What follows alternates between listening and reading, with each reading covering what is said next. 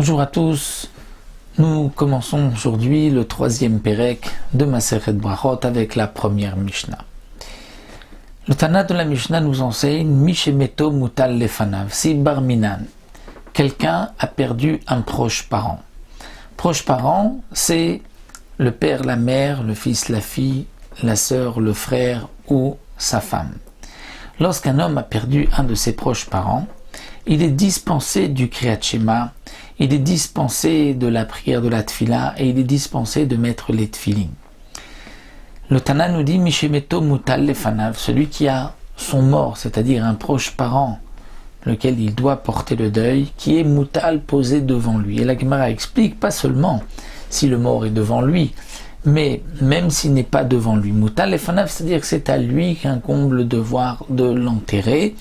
Alors il est dispensé du Kriyat Shema. Parce que d'ailleurs la Gemara nous dit que si quelqu'un doit veiller un mort et qu'il est tout seul et qu'il n'a pas la possibilité donc de s'éloigner pour lire le Kriyat Shema, il est dispensé lui aussi du Kriyat Shema, même si ce n'est pas un de ses proches parents.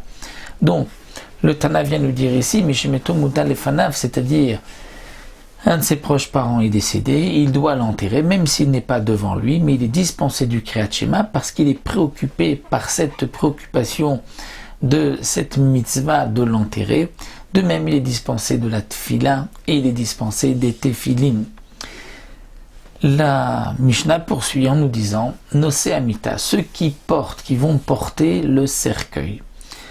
Ceux qui portent le cercueil sont dispensés du Kriyat Shema, mais pas seulement ceux qui le portent maintenant, mais même Chiloufem, ceux qui vont prendre la relève, parce que c'est une mitzvah de porter quelqu'un et d'aller donc participer à son enterrement. Et donc les personnes présentes, nous voulons tous avoir aussi ce mérite de porter le cercueil pour accompagner le défunt. Donc la Mishnah nous dit celui qui porte le cercueil, Vechiloufem, et celui qui va prendre la relève, qui va le porter par la suite, Vechiloufem, et ceux qui vont par la suite eux-mêmes prendre la relève de ceux qui l'ont porté.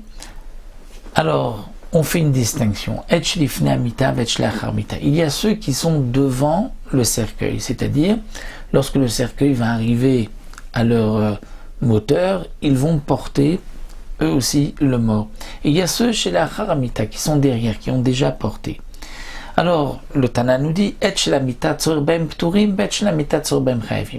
le principe est simple.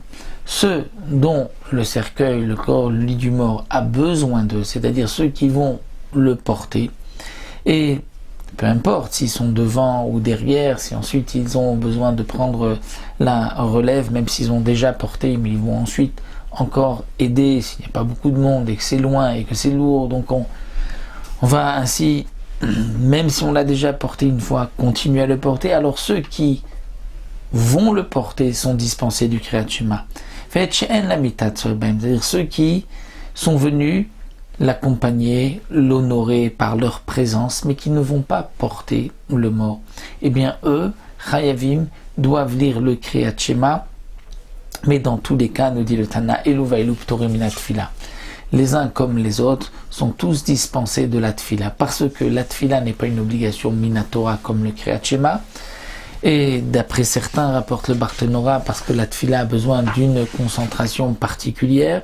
Donc c'est pour cela que tout le monde est dispensé du Kriyat Shema. Donc comme nous l'avons vu, le Kriyat Shema, la lecture du Shema le matin et le soir, c'est un commandement de la Torah.